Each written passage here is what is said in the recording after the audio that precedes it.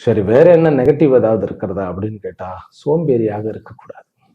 சனி வந்து 3ஆம் பார்வையாக உங்களுடைய ராசியை பார்க்க ரிஷப ராசியை பார்க்கிற. முக்கியமாக ரோஹிணி நட்சத்திரக்காரர்கள் வந்து சோம்பலாக இருப்பது வந்து ரொம்ப உங்களுக்கு பாதிப்பை உண்டாக்கும். உங்களுடைய பண வரவுல பாதிப்பை அடையச் செய்யும். அதுதான். ஆனால் கதை எழுதுபவர், கதாசிரியர்கள், பிறகு ஃபிலிம் இண்டஸ்ட்ரியில் இருப்பவர்கள், மீடியா துறையில் இருப்பவர்கள், ஏன் ஜேர்னலிஸ்டாக இருப்பவர்கள், இவர்களுக்கு அத்தனை பேருக்குமே அவருடைய வார்க்குக்கும் எழுத்திற்கும் எல்லாத்துக்குமே பக்காவான ஒரு ரிசல்ட் வந்துடும். உறவு முறையில் வந்து தாயினுடைய உறவுகள் வந்து கொஞ்சம் முதல் ஃபேஸோட முதல் செக்மெண்ட் 83 நாட்கள் அதில் கொஞ்சம் உடல்நலம் கொஞ்சம் கஷ்டமாக தான் இருக்கும்.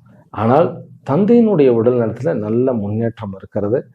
தாயினுடைய உடல்நிலையும் அந்த பேஸில் வந்து கொஞ்சம் மாறி கொஞ்சம் நல்லபடியாக வந்துடுவாங்க. அது வந்து கேத்துவனுடைய காரணத்தினால். கேத்து வந்து சுக்கரனுடைய நட்சத்திரத்தில் உட்கார்ந்துட்டு இருக்கார். அப்படிங்கும்போது இருந்தாலும் குரு வந்து சனி எப்போ அக்டோபரில் போகிறாரோ குரு வந்து 3ஆம் இடத்துக்கு அதிச்சாரத்தில் வந்து உச்சமாயிட்டார். அதனால் அம்மாவனுடைய ஆரோக்கியமும் நல்லபடியாகத்தான் இருக்கும், மேன்மையாகத்தான் இருக்கும். அதே போல் கணவன் மனைவி உறக்குள்ள இருந்த பிரச்சனை எல்லாமே கொஞ்சம் கொஞ்சமாக சரியாக போய் நல்லாவே சரியாக போயிடும்.